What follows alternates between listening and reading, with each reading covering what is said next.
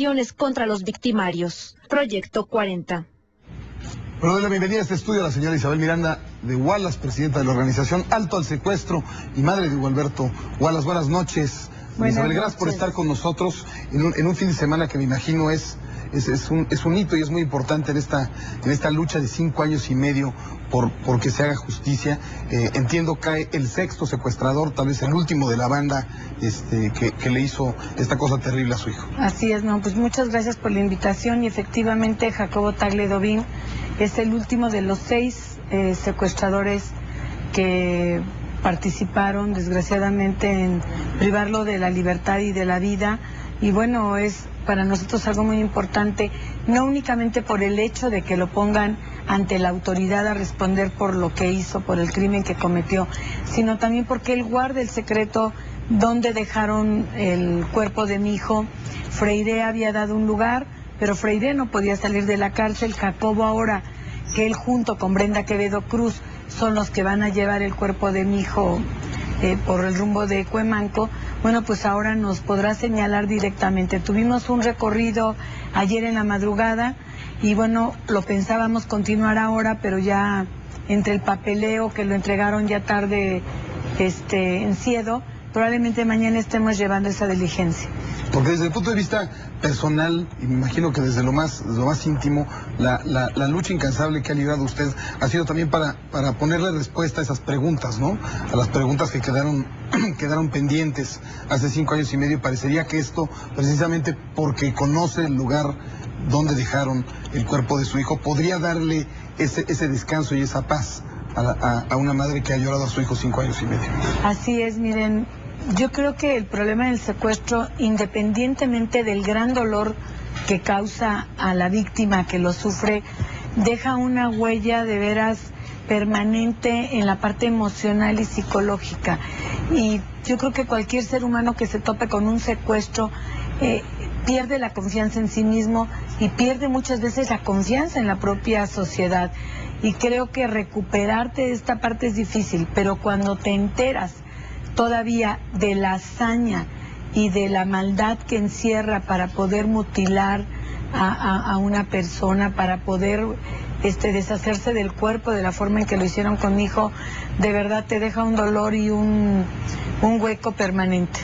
Veía yo que fueron sentenciados cuando menos los otros 5 participantes en el secuestro y en el crimen a unas sentencias bastante ridículas comparado con la crueldad de lo que hicieron. Bueno, realmente solamente fueron 4 los que recibieron sentencia. Brenda Quevedo Cruz está en proceso. Unidos, claro. Fueron 2 años traerla de Estados Unidos a México y ahora empezamos con Jacobo Tagle-Dovín. O sea, el sistema te esclaviza prácticamente a 15 años de tu vida estar detrás de un proceso.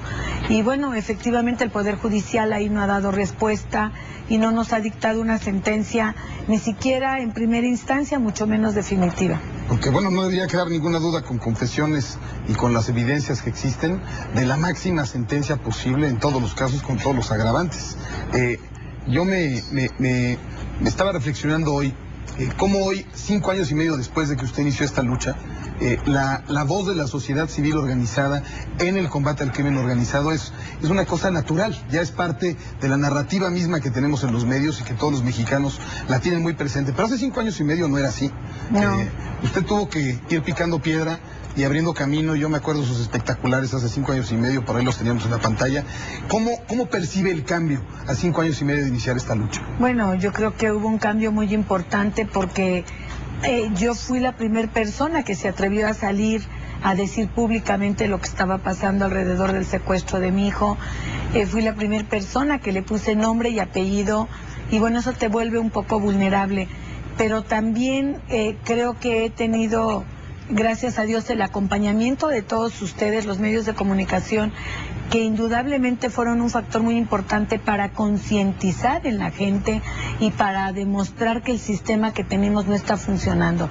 Y creo que ahora es que empiezan a cambiar las estructuras, ya tenemos una nueva ley, un sistema de seguridad diferente, con reglas diferentes, más transparentes, pero falta todavía mucho por empujar, desgraciadamente. Y creo que la sociedad civil cada vez tendrá una participación más fuerte.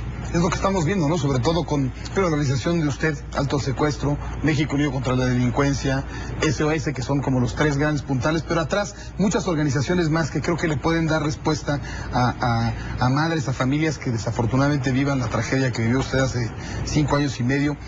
Yo espero que nadie se quiera poner el sombrero con esta captura, porque ciertamente no da para mayor capital político y celebración de nadie.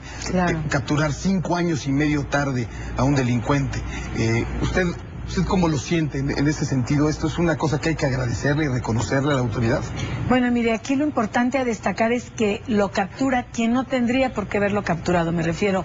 No tenía ni siquiera la competencia para hacerlo, porque realmente a quien le correspondía era al ámbito federal, que nunca capturó absolutamente a nadie, y al gobierno del Distrito Federal, que bueno, ya ni para qué comentarlo. Fue una etapa muy gris y además de mucha corrupción en el momento en el que secuestran a Hugo. Sin embargo, ahora lo vemos, y por ejemplo la unidad antisecuestros cambió mucho, pero en el ámbito del Estado de México, yo de verdad sí estoy muy agradecida con los policías sobre todo, porque no se dejaron corromper, y creo que pudiéramos pensar que eso es lo natural y lo normal, y así debería de ser, que quien cumple con su deber pues lo haga adecuadamente, porque para eso lo contratamos. Sin embargo, estamos en una situación tan difícil y tan en crisis que el hecho de que alguien cumpla con su deber se lo tenemos que agradecer. Esto es como cuando asaltan a alguien y dicen, bueno, menos mal que a mí no me hicieron nada, ¿no? Sí, esa es una cosa impresionante, a qué nos estamos acostumbrando. Pero, bueno, básicamente tenemos el fin de un primer escalón en este proceso, pero ciertamente no el fin de la lucha. Como nos dice, hay que perseguir, que es otra cosa, que la víctima tenga que perseguir las sentencias, perseguir los juicios, porque parece que si no quedan abandonados, ¿no? Así es, por eso en esta ley de la que yo le comento, que se aprobó en la Cámara de Diputados y en el Senado, tiene dos virtudes importantes. Una, darle poder a la víctima, porque el problema que vivimos nosotros, ya sea víctima directa o indirecta, es que tú quieres empujar y te dicen, no, tú no formas parte del proceso, tú no formas parte de la averiguación, tú solamente te quedas viendo y haciendo berrinches de todo lo que ellos no hacen. Ahora vamos a poder aportar pruebas directamente ante un juez, tendremos derecho a un abogado y a muchas cosas que actualmente no tenemos. Es la primera vez que una ley tiene una perspectiva importante. Están probado en investigaciones que las víctimas son las que empujamos las averiguaciones, y de ahí que es la importancia, ¿no? Que tengamos que hacerlo. ¿Y por qué tenemos que hacerlo? Porque el sistema no da para hacerlo de manera automática y que esto fluyera como puede fluir una producción aquí en la televisora, que cada quien sabe qué tiene que hacer en el momento que lo tiene que hacer. En el sistema de procuración de justicia esto no se da así.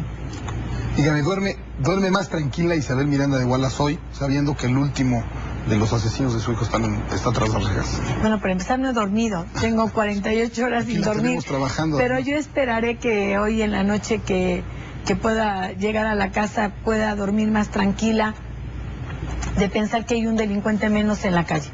Eso le deseamos y le agradecemos además sobre todo por esta lucha de 5 años y medio en favor. No, gracias, buenas noches, gracias por la invitación. Gracias, es Isabel Miranda de Wallace.